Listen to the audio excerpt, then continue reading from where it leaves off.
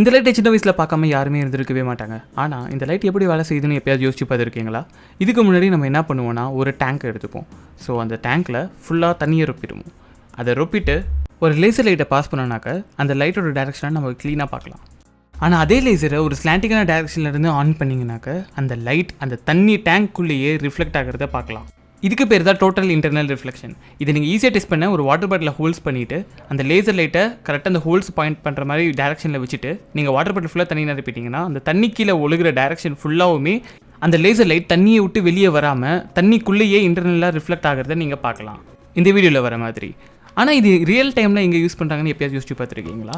நீங்கள் யூஸ் பண்ணுற ஒவ்வொரு ஆப்டிக் ஃபைபர் இன்டர்நெட் கனெக்ஷன்லையுமே அதில் யூஸ் பண்ணுற ஆப்டிக் ஃபைபர் கேபிள்ஸில் இதே பிரின்சிபல் தான் யூஸ் பண்ணுறாங்க.